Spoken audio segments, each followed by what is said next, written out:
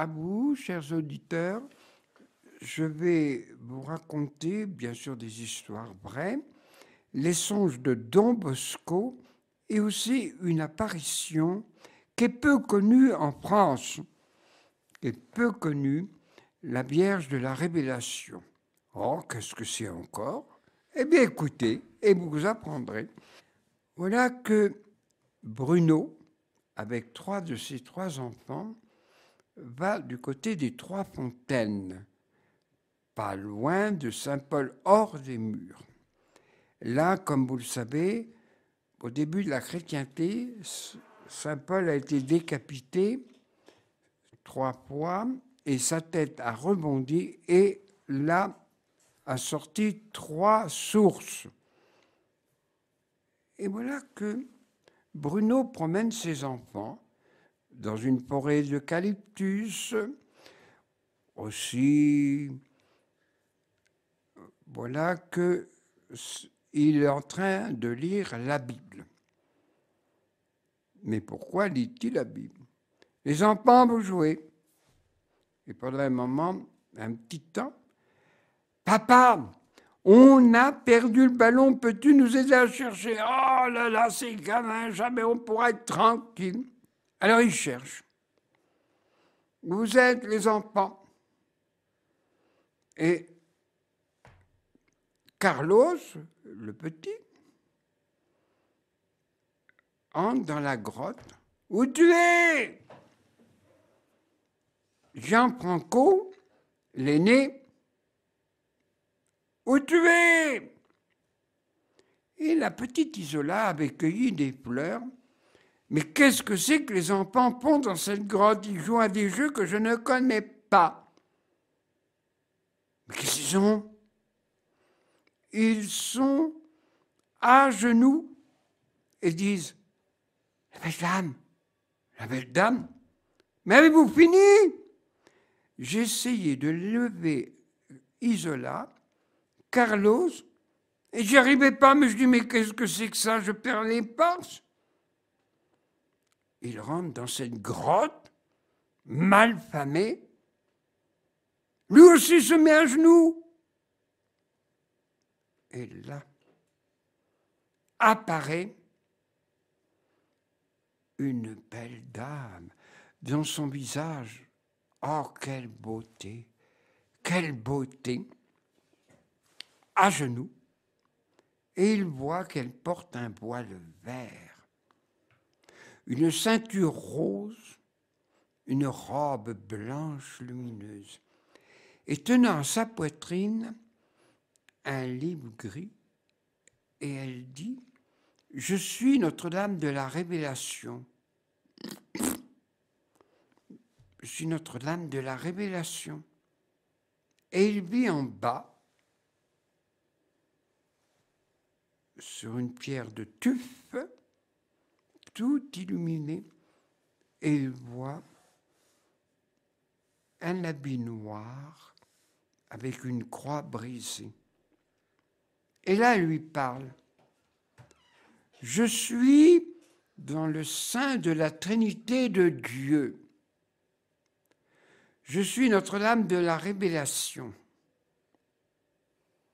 Aussi, je demande que l'on prie pour les pécheurs, pour ceux qui ne croient pas en Dieu et pour l'unité des chrétiens. Aussi, tu es sauvé grâce à ton épouse fidèle, ou pour lui faire plaisir, tu l'as suivi pendant les 9 mois de consécration au cœur sacré.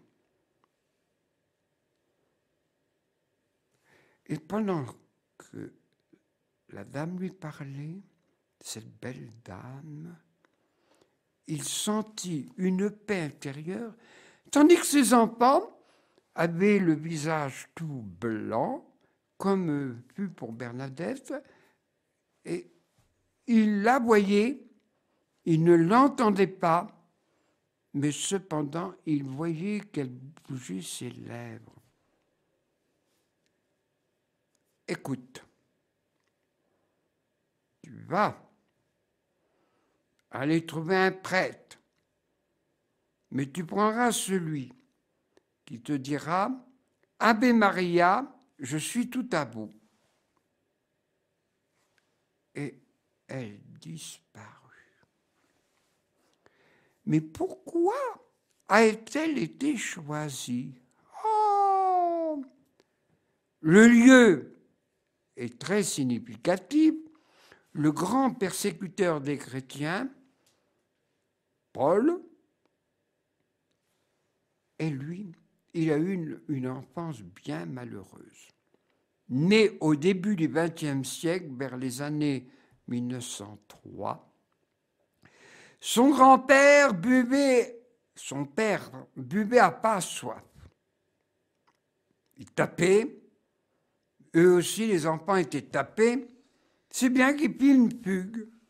Je saute des instruments de sa jeunesse. Quand il eut l'âge d'homme, eh bien, il s'embaucha à la guerre civile d'Espagne. Ben, il rencontra des tas de gens.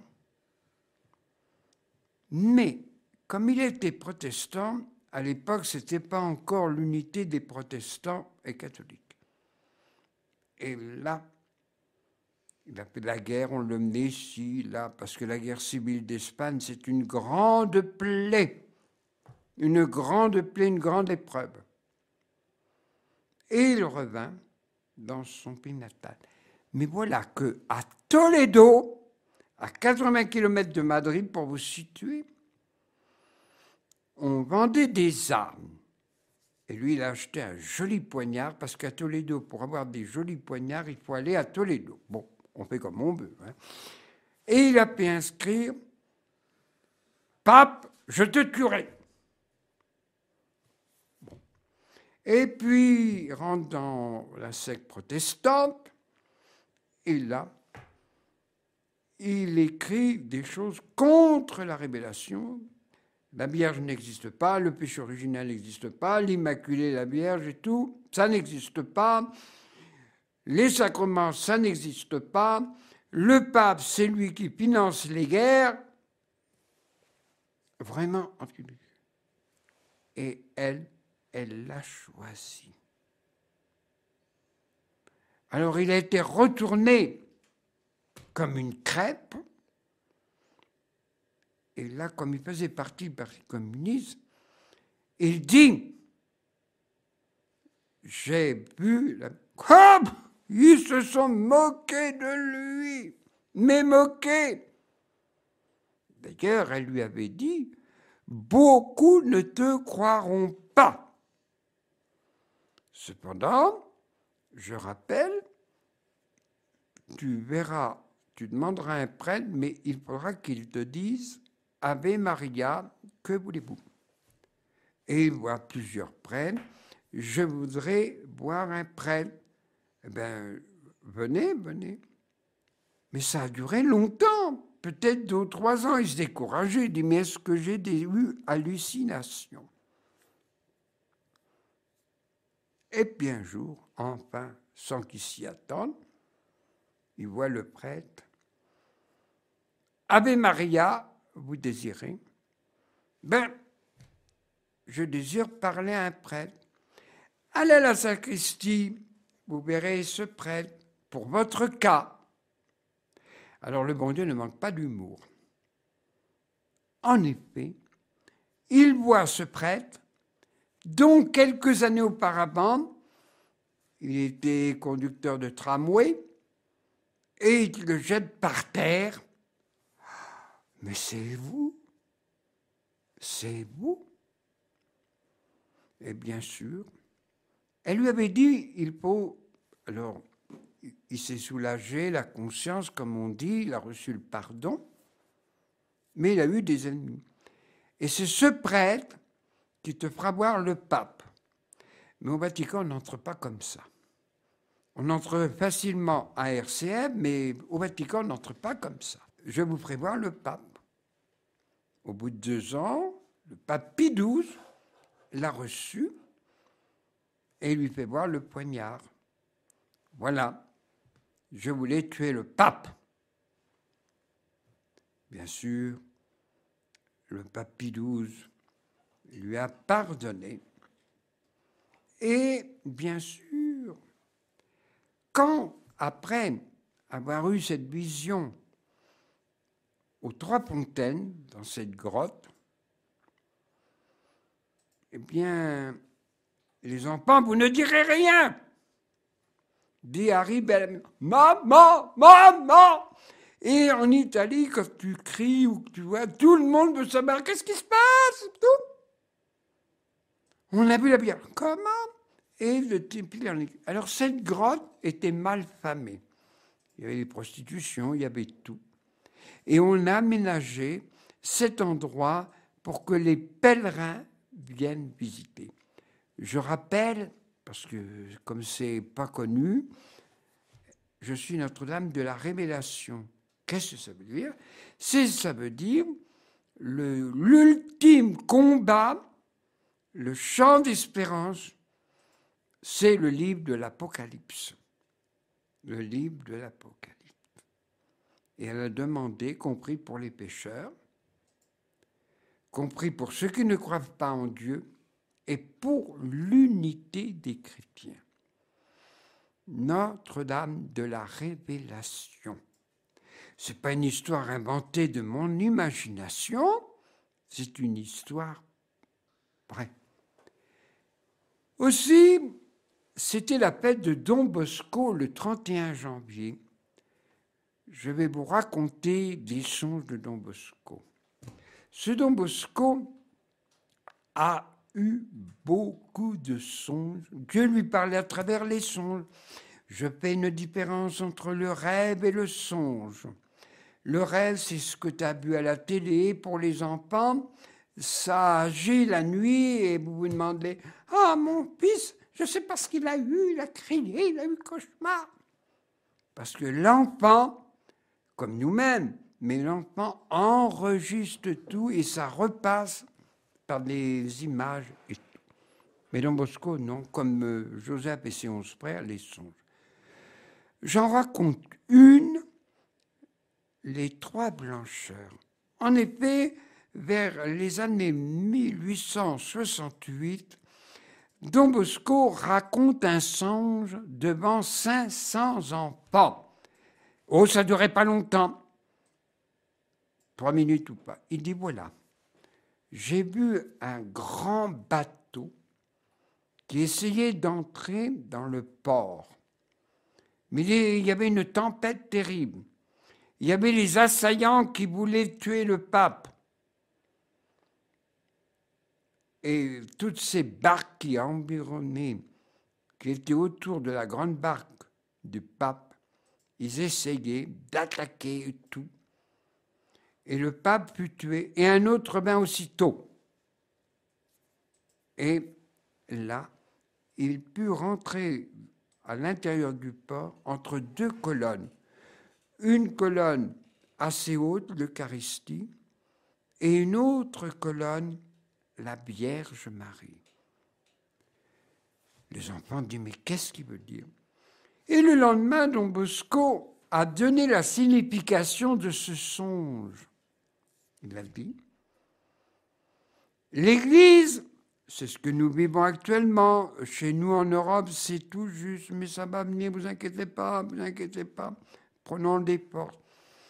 Fidèle à l'Eucharistie, à la Vierge et au pape, sinon vous serez des révoltés et vous abandonnerez la barque de Pierre. Et pour moi, les Trois Blancheurs, c'est ce que Don Bosco a eu comme songe et c'est ce que nous vivons actuellement. Qu'on soit pour ou contre ce que le pape dit, c'est bien français d'ailleurs, il faut toujours qu'on commente. Un Français qui ne critique pas, c'est pas un Français. Bon, on le sait. Mais soyons fidèles au pape, à l'Eucharistie et à la Vierge. Aussi, il a eu beaucoup de songes. Une que je n'ai pas racontée, la Terre de Feu, Patagonie. Ça se trouve complètement en Amérique du Sud. Et là, Don Bosco a eu un songe. Il vit des Indiens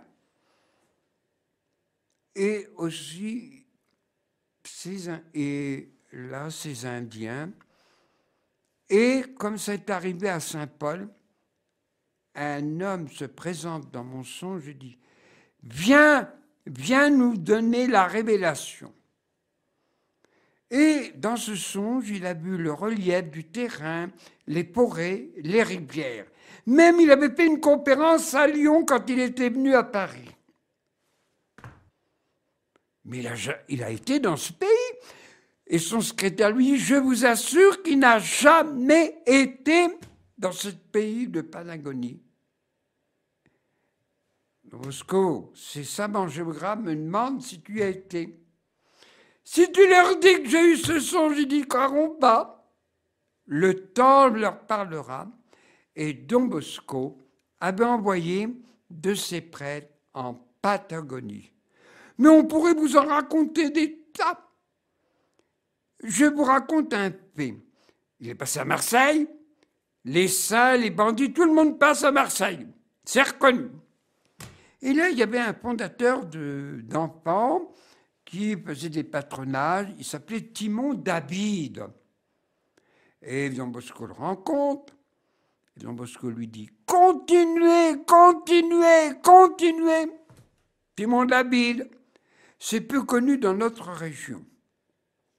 Mais c'est un point. Et un autre, dont j'ai raconté l'autre fois, l'abbé Roussel, qui, Don Bosco le rencontre à Paris, et l'abbé Roussel, comme je l'ai dit, mais je le rappelle, parce qu'on a la mémoire courte, on a tellement de soucis, surtout au moment de la déclaration des impôts, on ne sait pas quel chiffre il faut mettre. Bon. Et l'abbé Roussel a commencé les orphelins d'Auteuil, tout simplement en voyant un enfant fouiller les poubelles. « Mais qu'est-ce que tu fais, mon enfant ?»« Ben, je cherche à manger, père. » C'est comme ça qu'est fondé les orphelins d'Auteuil. Aussi, c'est la folie de Don Bosco. Pour remercier la Vierge Notre-Dame, auxiliatrice, secours des chrétiens, il a dit, on va construire une basilique. Mais vous n'y pensez pas, Don Bosco, vous n'avez pas d'argent, vous n'avez même pas un sou. Même pas un sou. Ben écoutez, je commence. Oh ben avec 3 pièces, vous croyez que je vais réussir? N'ayez crainte, le ciel va nous aider. Et au bout de 20 ans, cette basilique dédiée à Notre-Dame auxiliatrice à Turin, eh bien, elle a été faite. Ah, ce Don Bosco. Il n'avait jamais d'argent en poche. C'était une poche percée. Mais à chaque fois, au dernier moment, il y avait toujours des donateurs. Les petites gens et ceux qui avaient des grosses fortunes. Ah, Don Bosco, vous faites bien à notre peuple. Et on va vous donner une forte somme. Et pendant la Deuxième Guerre mondiale, comme beaucoup de villes de l'Europe, et particulièrement chez nous en France, comme la ville de Caen, pour ne parler que d'elle, eh bien, cette basilique a été épargnée des bombardements. Un jour, à Barcelone, qui se trouve en Espagne, il ne faut pas confondre avec notre petite Barcelonnette, dans la vallée du Bail. Barcelone. Et là, il y avait une maison de Don Bosco, les Salésiens de Don Bosco. Il écrit, parce qu'il n'y avait pas de téléphone portable et encore moins de smartphone et tout ce qui s'ensuit. Il dit, mon père, il faut que vous enleviez des enfants qui sont de mauvaise compagnie. Mais ceux que Don Bosco m'a donné comme nom, c'est les meilleurs élèves, c'est ceux qui travaillent le mieux, écoute. Il ne le fit pas. Don Bosco lui écrivit une deuxième fois, il faut mettre ses enfants hors de nuire. Oh non, je ne le ferai pas. Oh non, non, non, c'est des élèves brillants, ça relève mon école et tout, ça me fait une renommée, mais vous n'y pensez pas, Don Bosco. Don Bosco lui réécrit une troisième fois de la part de Dieu. Il faut éloigner ses enfants, sinon tu seras puni par le ciel. Ah, alors là, il devait être français celui-là. Il a compris et s'était aperçu, en faisant une enquête discrète et tout, que ces enfants, je ne sais pas combien ils étaient, peut-être 4, 5, j'en sais rien. Et ces enfants, eh bien, ont été mis hors, retirés de ces trucs. Vous savez, on dit, oh là là, c'est du 19e siècle, c'est d'éducation. Attention, dans nos écoles, on rejette des gens aussi. Mais on ne le dit pas. On est discret en France. On dit ce qui plaît, mais ce qui ne plaît pas, on ne le dit pas. Ne faisons pas de vagues. Ça, chez nous, on est très doués pour ça.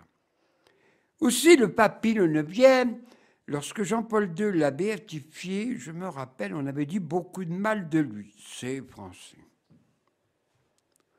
Et même le Vatican, Rome, a perdu les terres. C'était la valeur de 2 départements. Mais cependant, Don Bosco lui avait prédit, il m'a dit, Saint-Père, vous perdrez l'autorité sur les terres que Pépin le Bref, c'est-à-dire le père de Charlemagne, avait donné ces terres. Vous croyez? Oui, oui, ça, je suis embêté de vous le dire, mais je dois vous le dire. Et en fait, en 1871, le pape Pie IX avait perdu ses terres et il y avait des gens qui dépendaient des États du pape et lui, il a dit non, pas d'effusion de sang. Et ils ont oublié de le dire, ces historiens, mais c'est des gens qui n'étudient pas. Écoutez RCF et vous aurez la vérité. Chers auditeurs, je vous remercie et je dis comme David, je l'ai comme l'argent est un bon serviteur, mais on n'a pas continué, je ne sais pas pourquoi. Mais c'est un mauvais maître. Je reprends.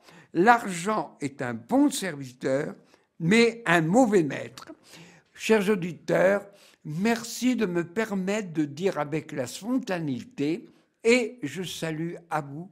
Et bien sûr, n'oubliez pas le mois de février, le 11 février, Notre-Dame de Lourdes. Mais ça, c'est encore une belle histoire.